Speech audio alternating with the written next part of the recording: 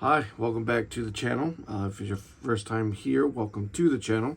I I've had some struggles uploading this video today. This is probably going to be like my fifth attempt. I got these new cameras that I wanted to try, but unfortunately they don't record past like 10 minutes at a time, and then each segment is like each part is cut off at the end and the beginning, so it like misses some of it. So it's been a pretty frustrating day when it comes to uploading. I'm sorry for the late upload, but I want to give it one more shot. Just record it on my phone and upload it straight away. And yeah, I'm hoping just to get this done in one take and get going.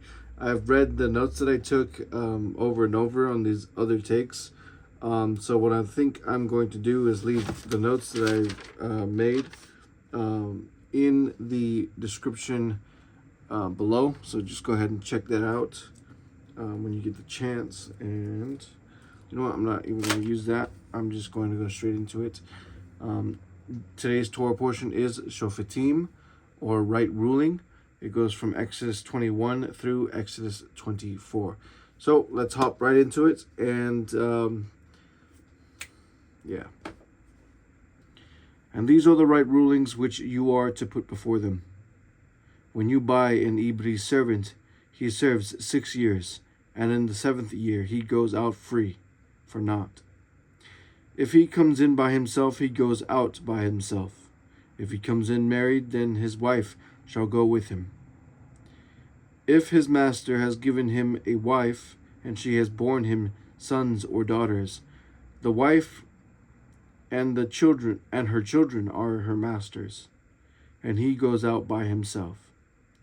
And if the servant truly says, I love my master, my wife, and my children, let me not go out free, then his master shall bring him before Elohim, and shall bring him to the door, or to the doorpost, and his master shall pierce his ear with an awl, and he shall serve him forever. And when a man sells his daughter to be a female servant, she does not go out as the male servants do. If she is displeasing in the eyes of her master, who has engaged her to himself, then he shall let her be ransomed. He shall have no authority to sell her to a foreign people, because of him deceiving her. And if he has engaged her to his son, he is to do to her as is the right of daughters. If he takes another, her food, her covering, and her marriage rights are not to be diminished. And if he does not do these three for her, then she shall go out for naught, without silver. He who strikes a man so that he dies shall certainly be put to death. But if he did not lie in wait, but Elohim delivered him into his hand, then I shall appoint for you a place where he is to flee. But when a man acts presumptuously against his neighbor to kill him by treachery, you are to take him even from my altar. And he who smites his father or his mother shall certainly be put to death. And he who kidnaps a man and sells him, or if he is found in his hand, shall certainly be put to death. And he who curses his father or his mother shall certainly be put to death. And when men strive together, and one smites the other with a stone or with his fist, and he does not die, but is confined to his bed, if he rises again and walks about outside with his staff, then he who smote him shall be innocent. He only pays for lost time, and sees to it that he is completely healed. And when a man smites his male or female servant with a rod, so that he dies under his hand, he shall certainly be avenged. But if he remains alive a day or two, he is not avenged, for he is his property. And when men strive, and they shall smite a pregnant woman, and her children come out, yet there is no injury, he shall certainly be punished accordingly, as the woman's husband lays upon him, and he shall pay by the judges. But if there is injury, then you shall give life for life, eye for eye, tooth for tooth, hand for hand, foot for foot, burn for burn, wound for wound, lash for lash. And when a man smites the eye of his male or female servant, and destroys it, he is to let him go free for the sake of his eye. And if he knocks out the tooth of his male or female servant, he is to let him go free for the sake of his tooth. And when an ox gores a man or a woman to death, then the ox shall certainly be stoned, and its flesh is not eaten, and the owner of the ox is innocent. However, if the ox was previously in the habit of goring, and its owner has been warned, and he has not kept it confined, so that it has killed a man or a woman, the ox is stoned, and its owner also put to death.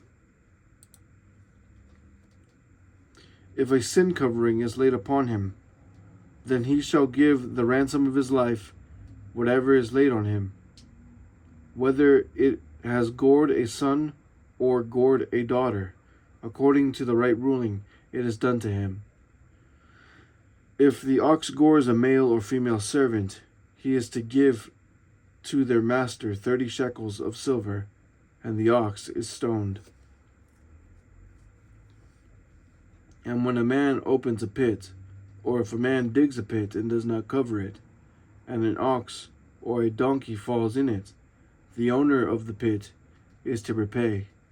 He is to give silver to their owner, and the debt is his. And when the ox of a man smites the ox of his neighbor, and it dies, then they shall sell the live ox and divide the silver from it, and also divide the dead ox. Or if it was known that the ox was previously in the habit of goring, and its owner has not kept it confined, he shall certainly repay ox for ox, while the debt is his. When a man steals an ox or a sheep, and shall slaughter it or sell it, he repays 5 cattle for an ox, and 4 sheep for a sheep. If the thief is found breaking in, and he is smitten so that he dies, there is no guilt for his bloodshed. If the sun has risen on him, there is guilt for his bloodshed. He shall certainly repay. If he has not the means, then he shall be sold for his theft. If the theft is indeed found alive in his hand, whether it is an ox or donkey or sheep, he repays double. When a man lets a field or vineyard be consumed and lets loose his livestock, and it feeds in another man's field, he repays from the best of his own field. He repays from the best of his own field and the best of his own vineyard. When fire breaks out and spreads to thorn bushes, so that stacked grain or standing grain or the field is consumed, he who kindled the fire shall certainly repay. When a man gives silver or goods to his neighbor to guard, and it is stolen out of the man's house, if the thief is found, he repays double. If the thief is not found, then the master of the house shall be brought before Elohim to see whether he has put his hand into his neighbor's goods. For every man for every matter of transgression, for ox, for donkey, for sheep, for garment, or for whatever is lost, which another man claims to be his. Let the matter of them both come before Elohim. And whomever Elohim declares wrong repays double to his neighbor. When a man gives to his neighbor a donkey, or ox, or sheep, or any beast to watch over, and it dies, or is injured, or is driven away while no one is looking, let an oath of Yah be between them both, that he has not put his hand into his neighbor's goods, and the owner of it shall accept that, and he does not repay. But if it is indeed stolen from him, he repays to its owner. If it is torn to pieces, then let him bring it for evidence. He does not repay what was torn. And when a man borrows from his neighbor, and it is injured, if a man borrows from his neighbor, and it is injured or dies while the owner of it is not present, he shall certainly repay. But if its owner was with it, he does not repay. If it was hired, he is entitled to the hire. And when a man entices a maiden who is not engaged, and lies with her, he shall certainly pay the bride price for her to be his wife. If her father absolutely refuses to give her to him, he pays according to the bride price of maidens. Do not allow a practicer of witchcraft to live. Anyone lying with a beast shall certainly be put to death. He who slaughters to a mighty one except to Yah only is put under the ban. Do not tread down a sojourner or oppress him, for you were sojourners in the land of Mizraim. Do not afflict any widow or fatherless child. If you do afflict them at all, if they cry out to me at all, I shall certainly hear their cry, and my wrath shall burn, and I shall slay you with the sword. Your wives shall be widows, and your children fatherless. If you do lend silver to any of my people, the poor among you, you are not to be like one that lends on interest to him. Do not lay interest on him. If you take your neighbor's garment as a pledge at all, you are to return it to him before the sun goes down. For that is his only garment, and it is his garment. For that is his only covering, and it is his garment for his skin. What does he sleep in? And it shall be that when he cries to me, I shall hear, for I show favor. Do not revile Elohim, nor curse a ruler of your people. Do not withhold your produce and your juice. Give me the firstborn of your sons. Likewise, you are to do with your oxen, with your sheep. It is to be with its mother 7 days. On the 8th day you give it to me, and you are Kodesh men to me. You do not eat any meat which is torn to pieces in the field. You throw it to the dogs. Do not bring a false report. Do not put your hand with the wicked to be a malicious witness. Do not follow a crowd to do evil, nor bear witness in a strife so as to turn aside after many, to pervert. And do not favor a poor man in his strife. When you meet your enemy's ox or his donkey going astray, you shall certainly return it to him. When you see the donkey of him who hates you, when you see the donkey of him who hates you lying under its burden, you shall certainly refrain from leaving it to him. You shall certainly help. Do not turn aside the right ruling of your poor in his strife. Keep yourself far from a false matter, and do not kill the innocent and the righteous, for I do not declare the wicked right, and do not take a bribe, for a bribe blinds the seeing one, and twists the words of the righteous. And do not oppress a sojourner, as you yourselves know the life of a sojourner, because you were sojourners in the land of Mitzrayim. And for 6 years you are to sow your land, and shall gather its increase. But the 7th year you are to let it rest, and shall leave it, and the poor of your people shall eat, and what they leave the beasts of the field eat. Do the same with your vineyard and your olive yard.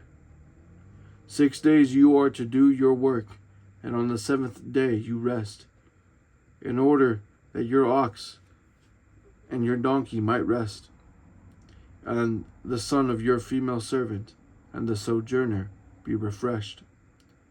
And in all that I have said to you take heed, and make no mention of the name of other mighty ones. Let it not be heard from your mouth. 3 times in the year you are to celebrate a festival to me. Guard the festival of Matzot. 7 days you eat unleavened bread, as I commanded you, at the time appointed in the month of Abib.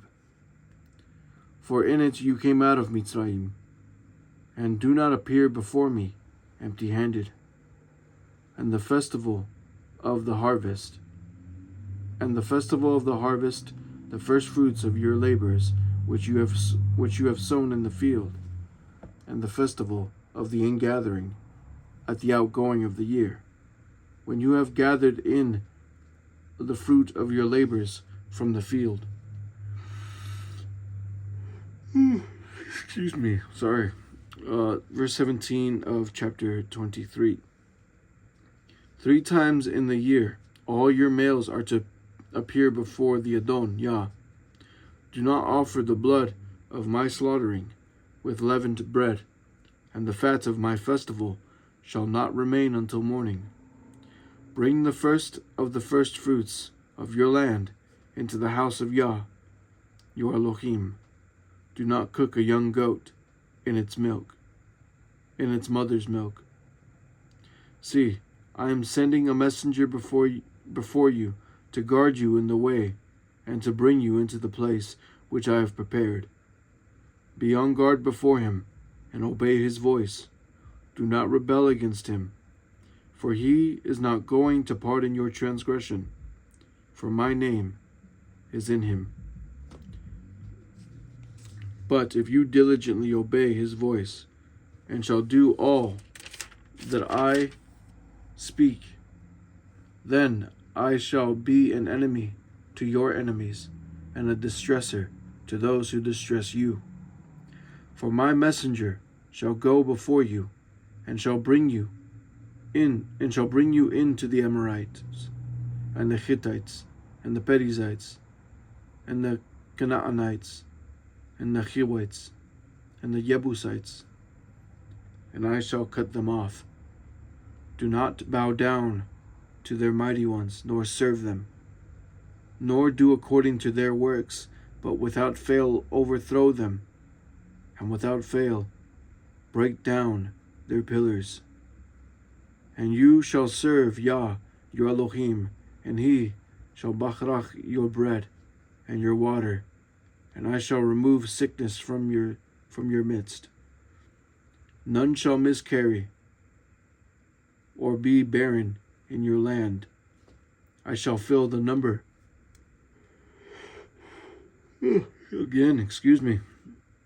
None shall miscarry or be barren in your land. I shall fill the number of your days. I shall send my fear before you, and cause confusion among all the people to whom you come, and make all your enemies turn their backs to you. And I shall send hornets before you, which shall drive out the Hivite, and the Hivite, the Canaanite, and the Hittite from before you. I shall not drive them out from before you in 1 year, lest the land become a waste, and the beasts of the field become too numerous for you. Little by little I shall drive them out from before you, until you have increased, and you inherit the land. And I shall appoint your border from the Sea of Reeds to the Sea of the Pelishtites, and from the wilderness to the river. For I shall give the inhabitants of the land into your hand, and you shall drive them out, before you. Do not make a covenant with them, nor with their mighty ones, let them not dwell in your land, lest they make you sin against me when you serve their mighty ones, when it becomes a snare to you.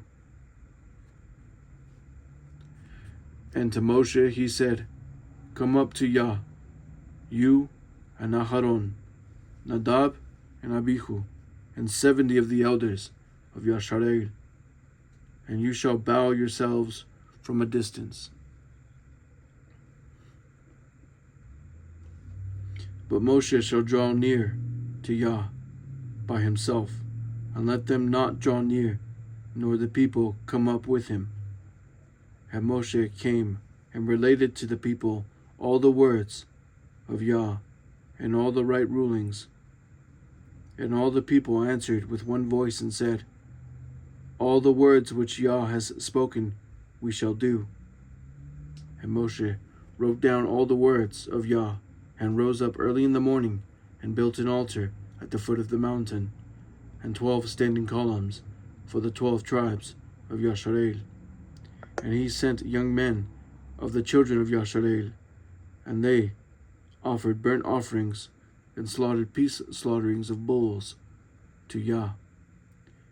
And Moshe took half of the blood and put it in basins, and half of the blood he sprinkled on the altar. And he took the book of the covenant and read it in the hearing of the people. And they said, All that Yah has spoken we shall do and obey. And Moshe took the blood and sprinkled it on the people, and said, See, the blood of the covenant, which Yah has made with you concerning all these words. And Moshe went up, also Aharon, Nadab, and Abihu, and 70 of the elders of Yasharel. And they saw the Elohim of Yasharel, and under his feet, like a paved work of sapphire stone, and like the Shamayim for brightness. Yet he did not stretch out his hand against the chiefs of the children of Yasharel.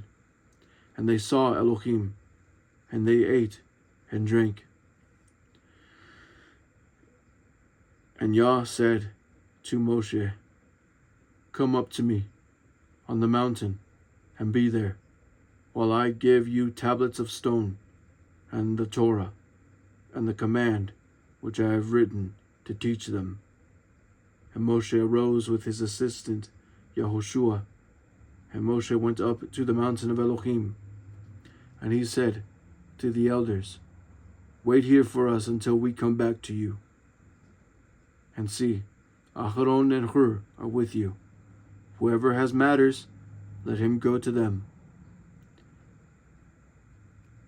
And Moshe went up into the mountain, and a cloud covered the mountain. And the esteem of Yah dwelt on Mount Sinai, and the cloud covered it for 6 days. And on the 7th day he called to Moshe out of the midst of the cloud. And the appearance of the esteem of Yah was like a consuming fire on the top of the mountain before the eyes of the children of Yasharel. And Moshe went into the midst of the cloud, and went up into the mountain. And it came to be that Moshe was on the mountain 40 days and 40 nights. All right. And with that, it brings this Torah portion to a close. I really hope it was recording right now. It's a really, I think this portion, I see Yahusha in it, throughout it, to be honest. Especially when Elohim speaks about the messenger, how he is going to go before them to prepare a place. I think it's a very impactful Torah portion, especially when it comes to how we should treat people practically. Those who may be deemed as just like, I want to say lesser, because I don't believe anyone is no one's like less, but when it comes to employees, in modern terms, employees or servants, and how we treat them, is again how Yahusha says, do unto others as you would have them do unto you. So I think it's very practical. It's very it's different from what we know in modern society, especially if you live in the States, because as soon as someone gets authority, they start kind of stepping on people and whatnot. But we are to treat our servants and the sojourners within our borders as we would like to be treated, and that's very different and contrary to modern day. But I encourage you to take the time and read it for yourself. Thank you so much for tuning in, and of course, as always, the message remains: repent from transgressing the commandments of Elohim and believe on the death, the burial, and the resurrection of Yahusha HaMashiach, Yahusha the Anointed, for eternal life. Thank you.